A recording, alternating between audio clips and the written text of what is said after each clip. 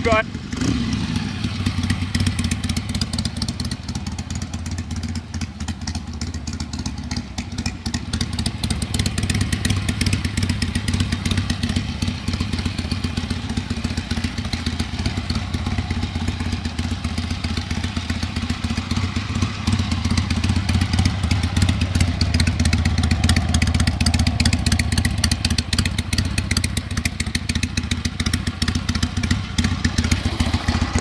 Every once in a while, you meet a guy who's had a lifelong love affair with a motorcycle or a car. They're rare, but they're out there, and that type of commitment has to be honored. The gentleman who owned this bike owned it since 1981, 40 years before he turned it over to us. We've had it about a year now, and when he bought it to us, he had started the restoration, had some health issues. He had already had the top end of the engine off and sent the cylinders out to be professionally restored with all new valves, guides. The complete cylinder head was completely polished, rebuilt, vapor blasted, and they're like brand new cylinder heads in a brand new set of NOS Harley Davidson pistons, not aftermarket pistons. The cylinders are bored, so he had already gone that far. Wanted to see it completed. Couldn't afford to pay us to do it. We quoted him $90 an hour. That he wanted the whole thing gone through, and I said, you're probably looking at 100 hours labor to do a frame off, which is $9,000. He ended up deciding to sell it to us because he knew he couldn't finish it, and he wanted to see. It's kind of like somebody who's dying and wants to see their dog go to a good home, if you will, because he had a lifelong love affair with this bike, and I honored that, and I have a big commitment into this bike. Mario and the team have been working on this since last November, which November, December, January, February, March, April, May, June, 9 months. You could make a baby faster than what it took us to do this bike. We had it for about a year and worked on it for 9 months. We took it, stripped it right down to the frame. The front end came off. The forks were dismantled. The tire, tube, rim, everything was taken apart.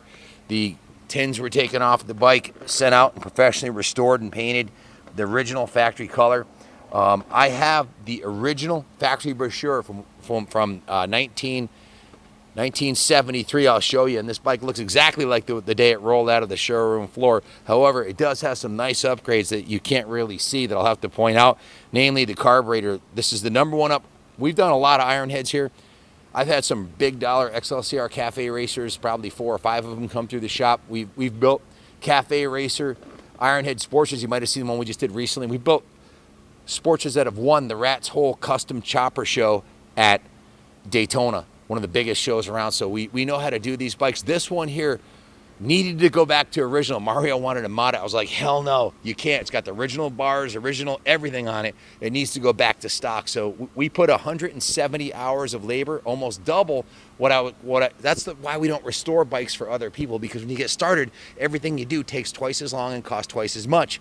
We've got a damn near $20,000 work order on this bike that the guy probably would have had a stroke and died before his time if I quoted him 100 hours. So we just don't do it anymore. And I won't cut corners on a restoration like this. So it's been done. It's been done right. The engine runs like better than it did brand new with the Mikuni carburetor on it. It does have the stock ham can air cleaner assembly style, air cleaner assembly. Just a beautiful piece, one end to the other. New front tire, forks are rebuilt, new grips. The original factory bars and everything were cosmetically polished and restored. The original factory tank was cleaned inside, acid etched, and then completely restored on the exterior with the original factory graphics. The bike was taken right down to the frame.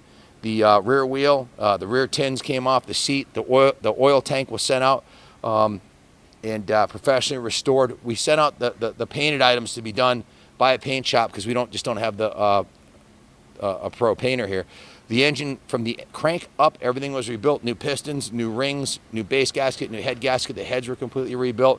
The headers that came with it were in good condition, and they looked like the stock ones, so we put those back on. The clutch is brand new. The rear tire is brand new. The chain is brand new. And I got to grab the work order, and I got to show you the title and the original factory brochure on this bike so you can see what I was talking about. We've got the clean title from 1981 when he purchased the bike 40 years ago right here in hand, so you'll have no issues exporting this bike or registering it wherever you go.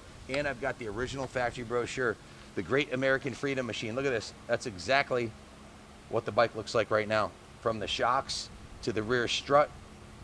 Ours actually has the optional turn signals that came from the factory with no turn signals on the rear. Those are factory or dealer installed turn signals. Has the proper license plate mount, has the proper tail light, the proper brake assembly, chain guide. The exhaust looks identical. The whole bike is exactly the way it came out of the dealer showroom in 1973. It does have the dealer installed factory upgrade oil cooler to keep it running cool. You can see the engine cases are painted the original factory color, as are the heads, and the engine is all new. All the moving parts in the motor have been reconditioned, rebuilt, or replaced.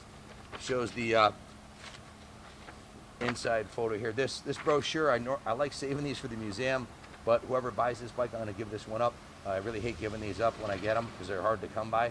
This is the original factory brochure that he got from the dealership when he purchased the motorcycle, and I've got the original title from 1981 when he purchased it. It's a 2-owner bike, lovingly and carefully maintained since it was new.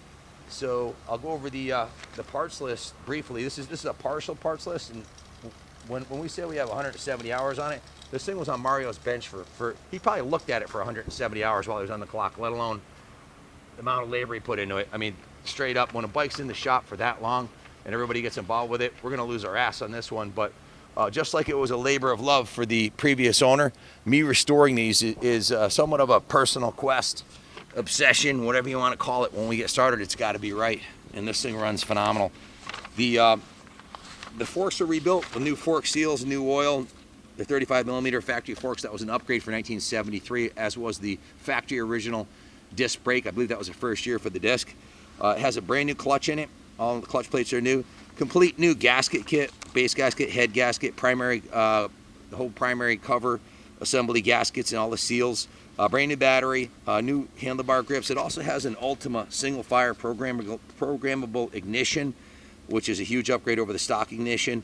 Has a new heavy duty bushing kit, new chrome rear brake linkage kit, new 12-volt turn signal flashers, new V-twin throttle kit, new rear tire and tube, new front tire and tube, new RK top of the line GB530 chain, new Speedo drive unit from JP Cycles, new tack cable, new speedometer cable, of course the new tank decals, the new paint, new primary gasket, and quite a bit of work was done by the detail shop. But like I said, Mario went right through the whole bike, stripped it right down to the frame, rebuilt the suspension, the tires, went through the rims, adjusted the spokes. He also put new handlebar mounts, new speed sensor and cable, new tack cable. Again, brand new valves, brand new pistons, brand new rings. The cylinders are all redone. New chrome engine bolt kit. It has a brand new Mikuni carburetor kit, which of all the upgrades I've done to my iron heads over the year, beyond the shadow of a doubt, the Mikuni carb is the best upgrade in drivability and runnability and performance and fuel mileage. It's phenomenal back road, lazy day, cruise it down the back roads, bike 45 to 65 miles an hour, lopes along all day long. Fantastic machine. Again, the stock air cleaner was retrofitted to the Mikuni carburetor, new intake seals on the carb, new fuel lines, new wiring for the lights, new throttle assembly, of course, the electronic ignition, and all the new brakes, rear brake shoes, front brake pads, new rear brake pedal and assembly, all the tins professionally painted, new graphics installed, new clutch plates and fibers and springs, of course, new oil, plugs, battery, and grips. So, and then it went into the detail shop where before reassembly, the frame was touch-up painted in areas wherever necessary, as well as the swing arm. The engine cases, covers on both sides were painted. The cylinder and heads were repainted. All the aluminum and chrome was polished. It was steam cleaned, given what we call a rotisserie detail. And they have it down for 20 hours in the detail shop. I wouldn't be surprised if they've got substantially more than that. Again, 170 hours labor doing this frame-up restoration on a 73 original 2-owner iron head with the title. Original tins, just fantastic. Good luck finding a nicer iron head. If you're thinking of collecting iron heads, buy them now before the price goes up. Like the pans and knuckleheads are getting to be ridiculous. They're in the 75,000 plus range. Good luck finding a pan for under 30,000 today, a nice one. And what do you think's next? Shovel heads and iron heads. They're all that's left. Back in the day in 73, Harley Davidson was producing a fraction of the bikes they did. So these are much more rare.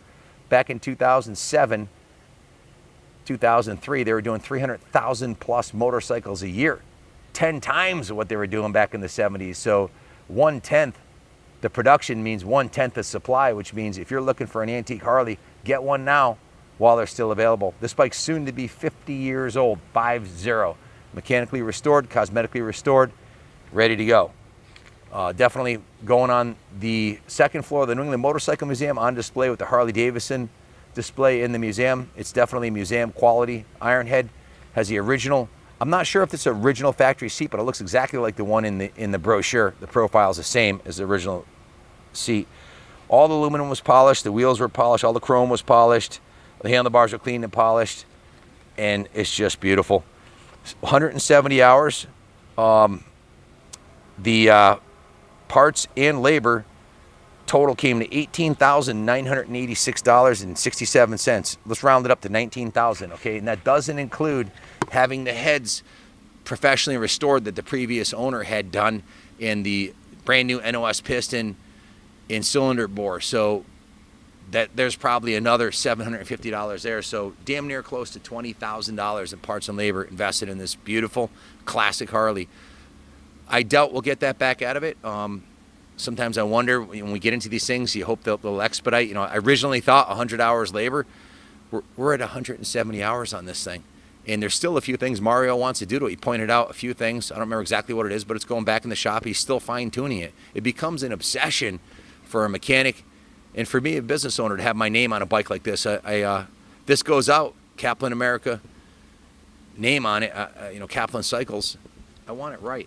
You know, it's most of the iron heads we've sold, most of the engines were not rebuilt unless they were done by the previous owner because of the time and expense and difficulty of chasing parts. And usually they come in, we tune them up, and we sell them the way they come in, or do some work. Or sometimes we get obsessed, like we did on the Cafe Racer, or the one that won the Rat's Hole Chopper show. We go the extra mile, and it becomes a pet project, if you will, like this one did. So it's a classic.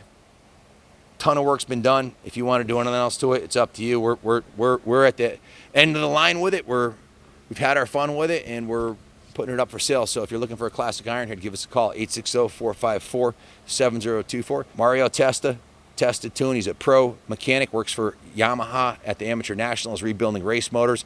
He happens to be nuts about iron heads and shovel heads. One of the reasons I hired Mario is he loves these old Harleys, and it's hard to find someone, let alone a professional mechanic, that really, most of the shops, like the Harley shops, won't even work on iron heads and shovels and pans because they don't really know how to. They only know how to replace parts. But to find a craftsman like Mario, he's a welder, he can paint, he can rebuild motors and transmissions, and he actually works for the Yamaha Pro-Am. He'll rebuild 7 or 8 250cc and 450cc race motors in a day at the track. He's got it down to a science. So he loves working on the race bikes, and he loves working on the vintage iron, and he owns a shovel head that he rebuilt from a basket case. So that was enough reason for me to want to hire him. And it's hard to find a guy like that. And my detail guys did their thing, and we all pitched in. I opened my wallet wide and honored the 40-year commitment of the previous owner. Hope you appreciate it. Thanks for watching, and God bless America.